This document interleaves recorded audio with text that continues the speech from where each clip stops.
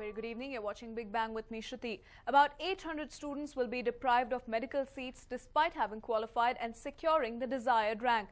Unless the government intervenes and takes a decision in favor of students, the imbroglio is likely to continue.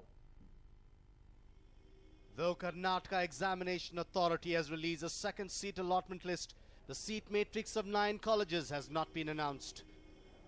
Only 35 of the 42 medical colleges across the state have announced a seat matrix. This implies that about 800 medical seats will be left vacant, and students are left in the lurch because of this. Last year he had left medical 42 seats. Now 11 colleges have been reduced and we are having only 31 colleges now, and due to which even last year 2400 ranking a girl had got Vaidehi college. Now even I am a 2400 ranking, I had none of the colleges. Among 31 colleges, not even Gulbarga had got. Now I had got dental college, that which I had given 5th option. There are 10 government colleges, 12 linguistic and religious minorities colleges, 13 private, 9 deemed and 2 ESI medical colleges in the state. Collectively, there are 2,597 medical seats available from these colleges. But this time around, only 35 medical colleges have announced seat matrix. Hence, the number of seats available for this year has come down to 1,803. And compared to last year, there is a dearth of 794 seats this year. The situation has cropped up after the Medical Council of India reviewed the status and other aspects of all the colleges and found that 9 colleges lacked infrastructure, had issues with laboratory facilities, and also shortage of curricular and extracurricular equipment. The council has withheld the announcement of seat matrix of these 11 colleges. It may be recalled that it's the prerogative of the MCI to review medical colleges once in 5 years. MCI is holding discussions with the administrative bodies of these colleges, and in all likelihood, the clarity on seat matrix will emerge next week. There is no reason for unnecessary anxiety is there among the aspirants, but however, the whole confusion has occurred because of the delay in the process of this consideration of the compliance reports. Because it is a customary practice of the Medical Council to inspect the colleges, Government of India and the Medical Council of India, they were not happy with that. They found that they are deficient and they instructed us accordingly to rectify those mistakes or deficiencies, so-called deficiencies, and then come back to the Government of India that with the compliance report. It has come to light that the government is contemplating providing grants to improve infrastructure in medical colleges. This may help the colleges whose seats have been withheld. A lot now depends on the decision the MCI will make. Amrita Patil, News9, Bengaluru.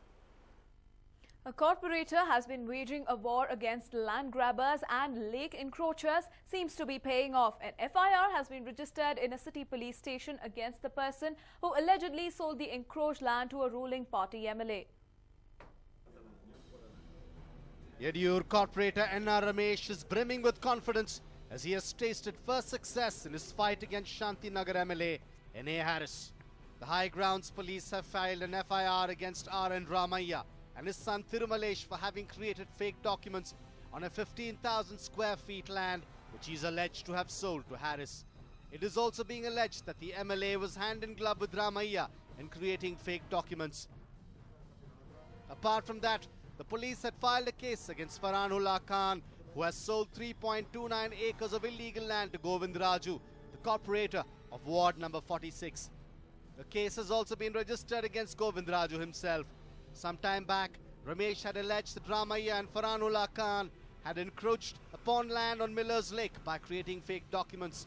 He also wrote letters to the Commissioner of BBMP and all the officials concerned about encroachments and the involvement of Harris in the dealings.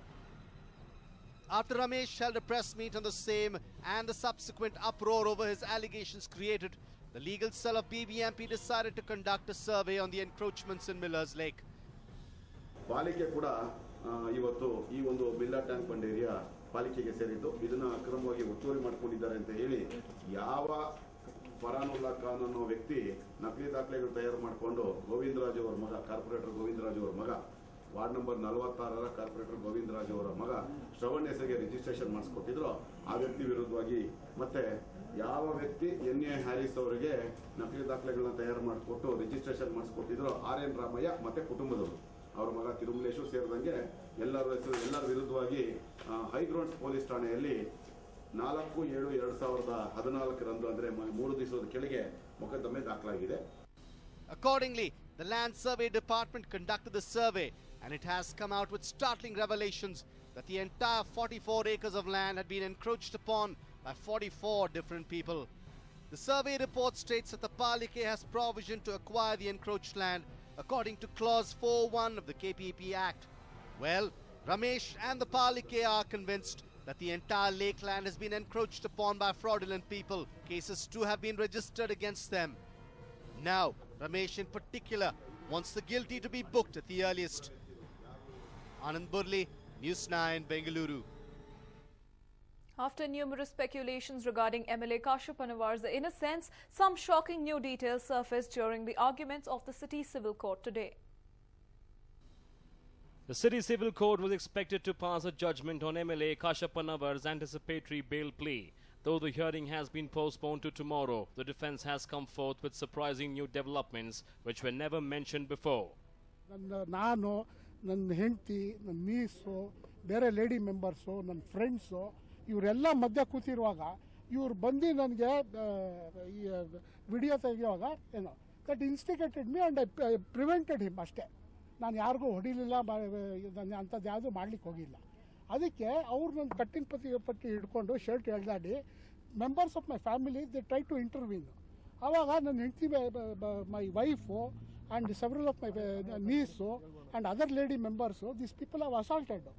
ಇವಾಗ ತಳ್ಳಿ they have outrage their modesty. Kashyap Panavar is the second accused in a complaint registered at the Kaban Park police station for assaulting 2 constables on the night of his birthday.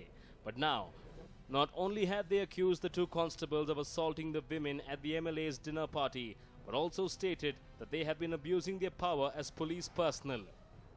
See, background of this, the complainants, these persons are Prashant Naik and one more Kiran Kumar. Both these are constables in that police station for the last 10 years. Here, these 2 constables, for 10 years they are in the same. So there is a nexus between these constables, these bar owners, these discotheques or these dance bars or whatever, and they come out only after 9 o'clock only for the purpose of extortion. The accused MLA's lawyer has turned the tables on the 2 constables who are also the complainants. They have been accused of abusing party-goers in the name of enforcing law. Earlier in the morning, MLA Vijayananda Kashyap Panavar was questioned by officers at the CCB regarding his involvement in the alleged assault. Kashyap Panavar arrived at the CCB today after a notice at 9:30 last night. He walked in at around 10 a.m. and appeared in front of the investigating officer, ACP Ravi Kumar, and his team of 3 officials. Kashyap Panavar was asked to narrate his version of what happened on the night of July 1st. Kashyap Panavar stated that he knew nothing of the Galata on July 1st. His presence at Sky Bar that night has been confirmed. That Kashyap Panavar stated that he left for home before the Galata had even started. But according to Somshekhar Gowda, here is what happened. ಆಯ್ತು ಬಿಡ್ರೆ 5 ನಿಮಿಷ ಹೋಗ್ತಾರೆ ಎಲ್ಲರೂ, ನಾನು ಹೋಗ್ತೀನಿ ಅಂತ ಅಂದ್ಬಿಟ್ಟು ನೀನು ಒಳಗಡೆ ಹೋದೆ. ಟಾಯ್ಲೆಟ್ಗೆ ಈಚೆ ಬಂದ ತಕ್ಷಣ ಅಷ್ಟೊತ್ತಿಗೆ ಅಲ್ಲೇ ದೊಡ್ಡ ರಂಪ ನಡೀತಾ ಇತ್ತು. ಏನು ಅಂತಂದರೆ ಒಬ್ರು ಕಾನ್ಸ್ಟೇಬಲ್ ನಿಂತಿದ್ದಾರೆ, MLAಗೆ ಹೀನಾಮಾನವಾಗಿ ಮಾತಾಡ್ತಾವ್ರೆ. ನೀನೇನು ಹಣೆ ಮೇಲೆ MLA ಅಂತ ಬರ್ಕೊಂಡಿದ್ದೀನೋ ಅಷ್ಟೊಂದು ಇದಾಗ ಮಾತಾಡ್ತಾ ಇದ್ರು. ಪೊಲೀಸ್ ಅವರೇ ಯಾರೋ ಅವ್ರಿಗೆ ಹೇಳಿ ಕಳಿಸಿದ್ದಾರೆ, ನೀವು ಈ ಥರ ಮಾತಾಡೋ ಪ್ರೊವೊಕೇಟಿವ್, ಅವರೆಲ್ಲ ಹಿಂಗೆ ಮಾಡಿ ಅದೆಲ್ಲ ಬರಲಿ, ಅಲ್ಲಿ ಆ ವಾತಾವರಣ ಕ್ರಿಯೇಟ್ ಮಾಡಲಿ ಅಂತ ಹೇಳಿ ಕಳಿಸ್ದಂಗೆ ಇತ್ತದು. ಇಲ್ಲಾಂದರೆ ಯಾರು ಸರ್ ಒಂದು MLA ಅಂತ ಹೇಳ್ತಾ ಇದ್ದಾರೆ, ಅವ್ರು ಯಾರು ಒಬ್ರು ಪೊಲೀಸ್ ಕಾನ್ಸ್ಟೇಬಲ್ ಆ ಥರ ಮಾತಾಡೋದು ಉಂಟಾ sir? What is worth noting is that Somshekhar, the first accused, spoke nothing about women being assaulted that night. Though their versions of events are contradictory, both claim innocence.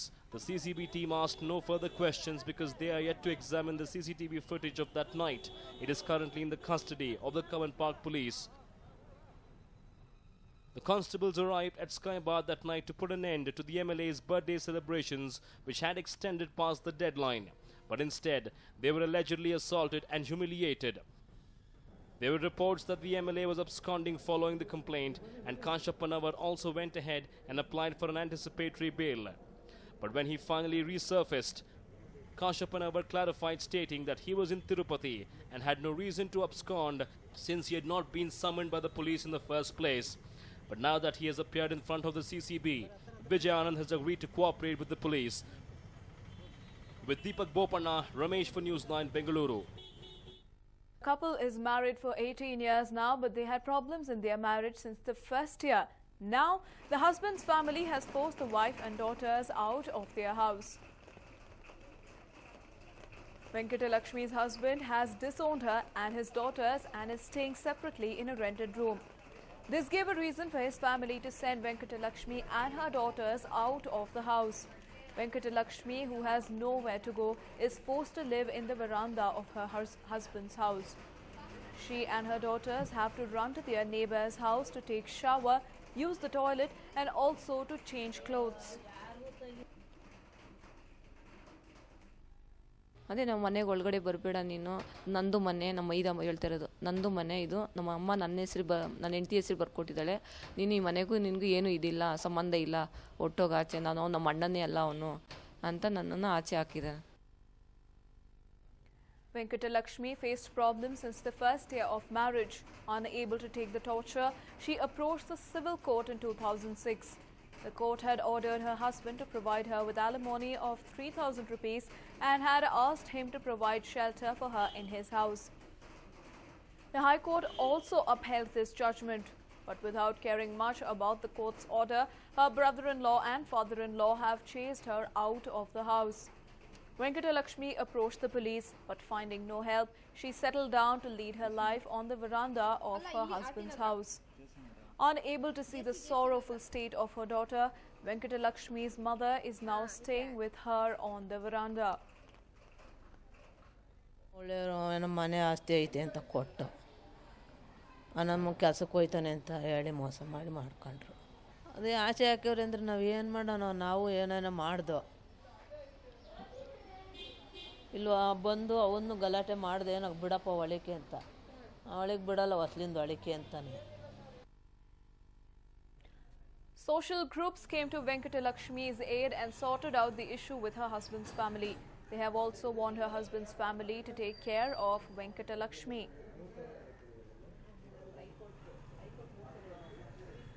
What order is